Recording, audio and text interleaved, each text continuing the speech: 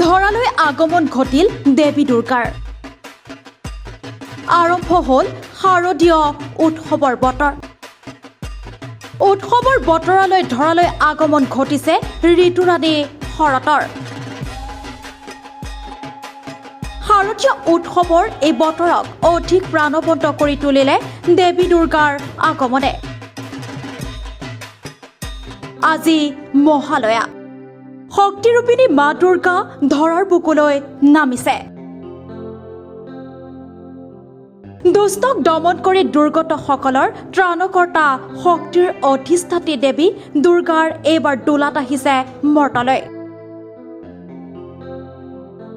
হিন্দু পৌৰাণিক কাহিনী অনুসৰি বিশ্বাস কৰা হয় আজিৰ দিনটোতে ব্ৰহ্মা, বিষ্ণু আৰু মহেশ্বৰে ৰাক্ষস মহিষাসুৰক পৰাস্ত কৰিবলৈ দেৱী দুৰ্গাক সৃষ্টি কৰিছিল। মহালয়া অৰ্থাৎ পিতৃপক্ষৰ অন্ত আৰু দেৱী পক্ষৰ সূচনা। মহালয়াৰ পুৱা চণ্ডী পাঠৰ জৰিয়তে দেৱী দুৰ্গাক ধৰালৈ আমন্ত্ৰণ জনোৱা হয়। এই চণ্ডীত দেৱী দুৰ্গাৰ সৃষ্টি আৰু দেৱীৰ মহিমাৰ বৰ্ণনা আছে।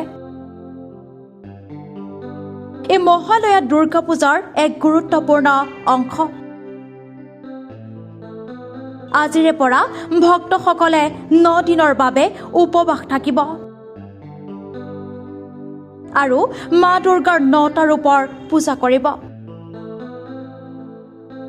হিন্দু বিশ্বাস অনুসৰি আজিৰ দিনটোত দেৱী দুৰ্গাই তেওঁৰ সন্তান লক্ষ্মী, কাৰ্তিক, সৰস্বতী আৰু গণেশৰ সৈতে নাও, হাতী বা ঘোঁৰাত কৈলাশৰ পৰা পৃথিৱীত থকা তেওঁৰ পিতৃগৃহলৈ যায়। ইয়াৰ উপৰি বিশ্বাস কৰা হয় যে 10 দিনৰ ভিতৰত দেৱী দুৰ্গাই পৃথিৱীৰ পৰা ৰাক্ষস আঁতৰাই তেওঁৰ ভক্তসকলক আশীৰ্বাদ দিছিল। মহালয়াৰ 7ম দিনা দুৰ্গা পূজা আৰম্ভ হয় আৰু 10ম দিনা সমাপ্ত হয়। মহালয়াৰ এই পবিত্ৰ দিনটোত দেৱী মাক পূজা, আৰাধনা, স্তুতি, মিনতি কৰিবলৈ পুৱাৰে এই পৰিৱেশত দেৱী দুৰ্গাৰ শক্তিক উপলব্ধি কৰিবলৈ ৰাজ্যৰ প্ৰান্তে প্ৰান্তে পুৱতি নিশাই ৰাজপথলৈ ওলাই আহিছে শ শ ভক্তৰ প্ৰাণৰাইজ। মহালয়াৰ পবিত্ৰ পুৱাৰ শীতল বতাহজাক আঁকোৱালি লৈ দেৱী দুৰ্গাৰ শক্তিৰ সৈতে একাত্ম হোৱাৰ চেষ্টা কৰিছে।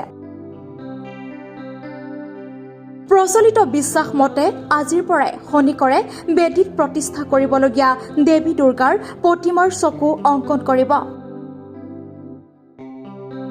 এইবাৰ দোলাত আগমন কৰা দেৱী দুৰ্গা ঘোঁৰাত গমন কৰিব।